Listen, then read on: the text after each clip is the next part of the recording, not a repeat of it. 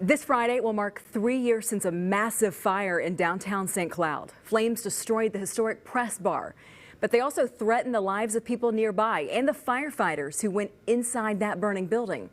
It turned out to be arson. Now, for the first time, investigative reporter Eric Rasmussen has obtained the video, photos, and a mountain of other evidence that took down the press bar's former owner. Eric. Lindsay, you know, it was a night similar to this one when investigators say Andy Welsh set his bar on fire. It all happened right behind me, just steps away on this now empty lot that you can see is surrounded by a chain link fence. But even after Welsh pleaded guilty, he told me it was all government lies. So we set out to understand what really happened here 3 years ago.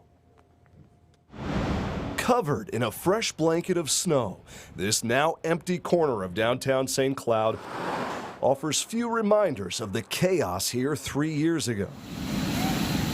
But for some, the memories burn bright. Gosh. The firefighter who went in. It would have been right under where I would have been sitting. The bartender, one of the last ones out. Let me ask you this. How do you think the fire started? I have no idea. And the man at the center of it all. I know the truth. My kids know the truth. So, well, that's all that matters. Even after he pleaded guilty to arson, bar owner Andy Welsh refused to admit what happened.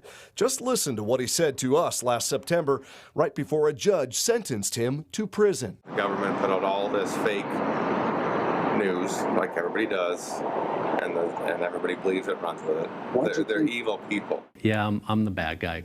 We get that. Deputy Fire Marshal James Imateo led the state's investigation of the fire at the historic press bar, along with federal partners at the Bureau of Alcohol, Tobacco, Firearms, and Explosives. There's certain flags that came up in this that, you start adding them up, and then it leads you down a path. Hours before these flames erupted on the morning of February 17th, 2020. Firefighter Pat Ellering says they were already at a disadvantage. We didn't know what we were working with right away. This previously unreleased video shows flashing fire alarms first went off at the Cowboy Jack's next door. Early misdirection that proved costly. The way that fire was started and the time frame that it worked under, I think we were set up to fail, just in the sense that that fire had a big head start on us. These videos from City of St. Cloud cameras, just part of the evidence obtained by 5 investigates. Look at the smoke coming from the base of the wall at the press bar, an early sign of the pressure already building before firefighters even got the first call. Fire burns up and out generally. The ATF recently walked us through the case and the factors that make arson investigations so complex. Investigators say quick access to those city street cameras helped create a timeline. They showed owner Andy Welsh sat in his car for 30 minutes before going into the press bar that night. A little after 2 a.m., Welsh was the last to leave. Just 18 minutes later, the first signs of smoke blurring the lights on St. Germain Street. Because we're at the police department, we gotta let you know that you're not under arrest. You're free to get up and leave, okay? This police interview with Andy Welsh, shared exclusively with 5 investigates. 3 days after the fire, investigators did not tell Welsh he was already their prime suspect. We want to make sure that you're cool with us going back in there to try to figure out how this fire started. Still no ideas or nothing yet, huh? We haven't been in there. Oh. Over the next week, crime scene photos documented how a national team of experts from the ATF sifted through 3 floors of the press bar, collapsed on top of each other. A lot of people think that all the evidence gets burned up. It doesn't. William McCrary is special agent in charge for the St. Paul Field Division of the ATF. If you don't know what you're looking at, it's easy to miss. For the first time, the ATF shared with us a stunning discovery in the basement office at the press bar.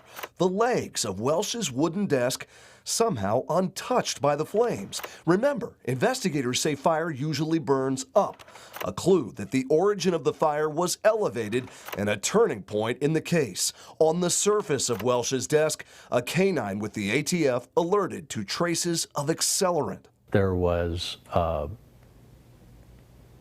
what's called a pour pattern on the desk in the office. The next week, Welsh was back at St. Cloud PD. You have the right to remain silent. This time, under arrest.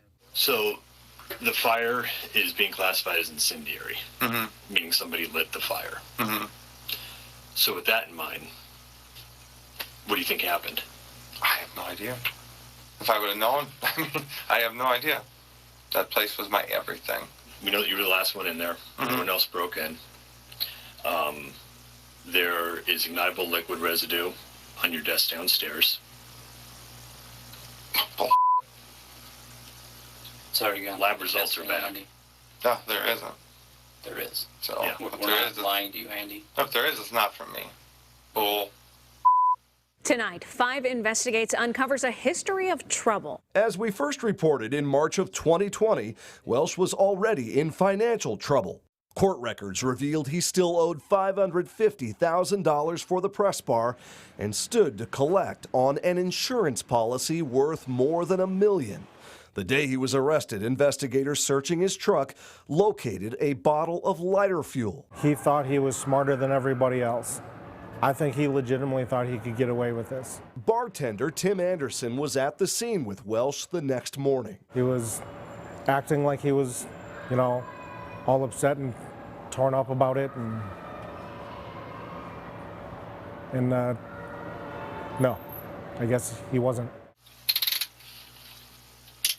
A story that ended with Welsh in handcuffs and a hole in the heart of downtown St. Cloud. Somebody could have been killed. A story investigators say could have been so much worse. This person didn't think anything about those firefighters' lives.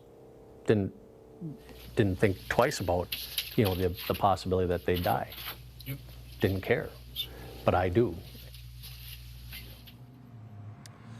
Tonight, Andy Welsh is an inmate at the federal prison camp in Duluth, where he's serving a nearly 6-year sentence. We did ask to speak with him again, but he declined. The city of St. Cloud says there are plans now to redevelop this location behind me. In fact, the company that owned the old Cowboy Jacks right next to the press bar now has a rendering of what a 3-story, $4 million project might look like. It's expected to include retail stores, a new Cowboy Jacks restaurant, some office space, and even an open green space. The city says an exact timeline for that project is still pending. We're live tonight in St. Cloud. I'm Eric Rasmussen for Nightcast. All right, Eric, thank you so much.